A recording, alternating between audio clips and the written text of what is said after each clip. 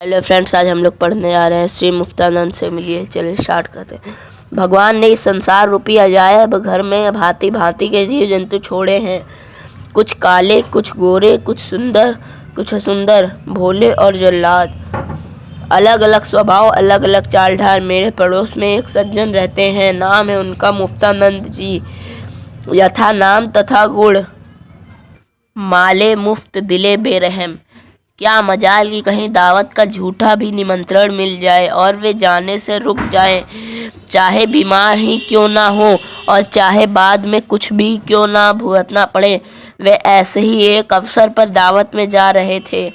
मुझसे बोले, भाई अरे 2-2.5 रुपया का खाऊंगा, 12 आने का मिक्सर पी लूँगा, तब भी फ़ायदे में ही रहूँगा। मुफ्त का चंदन घिस मेरे नंदन, ब्रजभाषा की लोकोक्ति है। श्री मुक्तानंद जी इसके ज्वलंत उदाहरण हैं। और शौक सब करेंगे, पान का भी शौक जान पहचान वालों के जेब से ही होता है। आप पान खा रहे हैं, आपने नमस्कार किया और पान पर हाथ बढ़ाया। यदि आप ट्रेन में सफ़र कर रहे हैं तो किसी अजनबी से भी निसंकोच रूप से अपने आवश्यक शौक पूरे कर लेते हैं। उनका सिद्धांत है कि ऐसे करने से दुर्व्यस अपनी सीमा पार नहीं कर पाते हैं।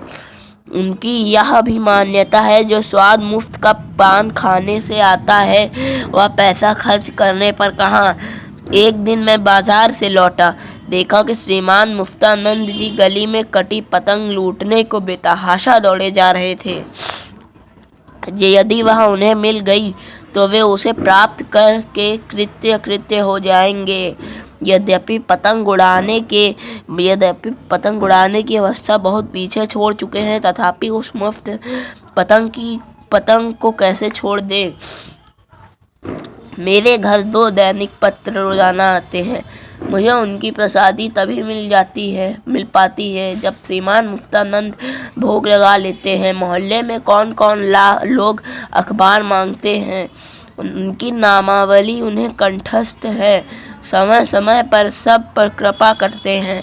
उनका कथन है कि प्रत्येक मनुष्य को अपने ज्ञान वर्धन के लिए अधिक से अधिक समाचार पत्र पढ़ने चाहिए, किंतु पैसा खर्च करके समाचार पत्र पढ़ना वे पाप समझते हैं। उन्होंने भारतवर्ष की जनसंख्या बढ़ाने में काफ़ी योगदान दिया है। ईश्वर की कृपा से उनके 6 लड़के और 4 लड़कियां हैं। शिक्षा सबको देना वह अपना पावन कर्तव्य समझते हैं। इसके लिए सदैव वह फीस माफ़ कराने के चक्कर में स्कूलों के मैनेजर और प्रिंसिपलों के घर पर धरना देते हैं। अपने इस लक्ष्य की सिद्धि के लिए साम दाम दंड भेद सबका प्रयोग करते हैं। उनकी तिकड़म से चाहे योग्य और गरीब विद्यार्थी रह जाए, लेकिन वह अपने किसी बच्चे की फीस नहीं देंगे। एक दिन सुबह ही मेरे घर पधारे, बोले, भाई जरा कालिदास ग्रंथावली दे दो। मैंने कहा, आपको उसकी क्या आवश्यकता पड़ गई। उत्तर दिया, मेरे एक मित्र को चाहिए। ये कालिदास ग्रंथावली एक किताब थी, मेरे एक मित्र को चाहिए, उससे मेरा लाभ होने वाला है। अब आप बताइए, लाभ होना इनका और पुस्तक चाहिए मेरी। लाभ होगा इनका, पुस्तक चाहिए मेरी। मैंने कहा, पुस्तकें देने के बाद बहुत कम वापस आती हैं। यदि आप 2 दिन में लौटा दे तो ले जाइए। सारांश यह है कि पूरा वादा करके ले गए, आज 2 वर्ष हो गए, पुस्तक वापस करने का नाम नहीं लेते। इस प्रकार अनेक पुस्तकें अलमारी में बंद रखते हैं। क्या मजाल कि आपकी दृष्टि भी उन पर पड़ जाए। सिनेमा देखने का भी उनको शौक है। फ्री फीस प्राप्त करने में वह अत्यंत कुशल है। उन्हें किसी प्रकार का पता लगना चाहिए कि आप सिनेमा जा रहे हैं, तुरंत आपके साथ जेब खाली टिकट तो आप लेंगे ही और वह सिनेमा देखकर कृतार्थ करेंगे ही। एक दिन मुझ पर कृपा दृष्टि हुई। कहीं से एक थिएटर के पास ले आए थे। थिएटर रात्रि के 1 बजे समाप्त हुआ। मैंने बीच में कई बार उनसे कहा घर वापस चलने को कहा, लेकिन बराबर यही दोहराते हैं, मुफ्त में क्या बुरा है। उनका विचार है कि मुफ्त में देखने को मिले तो रात भर की नींद एक रद्दी से रद्दी थिएटर के लिए बलिदान की जा सकती है। नगर में बर्फ की फैक्ट्री खुली। अपने विज्ञापन के लिए फैक्ट्री के मालिक महोदय ने 2 दिन तक मुफ्त बर्फ बांटने का ऐलान शहर में करवा दिया। मुफ्तखोरों के सरताज हमारे मुफ्तानंद जी भी वहाँ घंटों नष्ट करके क्यों में योगी की तरह साधना करके एक टुकड़ा बर्फ का दोनों दिन लाए। पहले दिन बर्फ अपनी जूती वहाँ खो आए और दूसरे दिन नई कमीज वहाँ फड़वा आए, किंतु मुफ्त में मिले उस बर्फ के आगे यह नुकसान नगण्य था।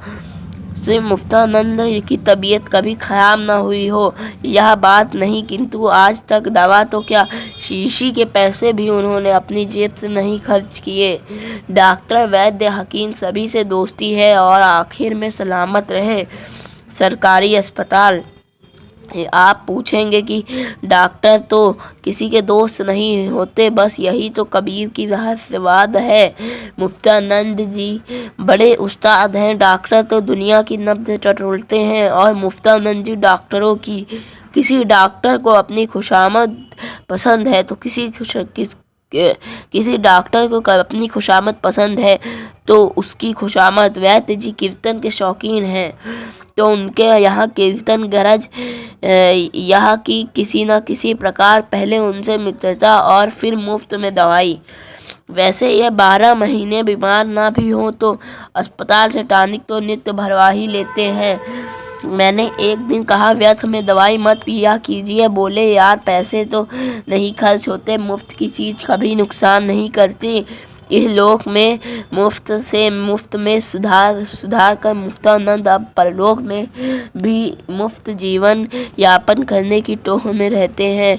उनका दृढ़ विश्वास कि जब भगवान ने ही इस प्रकार आनंद से निभा दी तो स्वर्ग का टिकट खरीदने की आवश्यकता नहीं पड़ेगी। भगवान मुफ्त में उनकी मुक्ति कर दे, यह प्रार्थना करते हुए श्री मुफ्तानंद जी को हम साष्टांग दंडवत प्रणाम करते हैं। ऐसी ही स्टोरी सुनने के लिए चैनल को सब्सक्राइब करें और वीडियो को शेयर करें और लाइक करें वीडियो को। जय हिंद, जय भारत।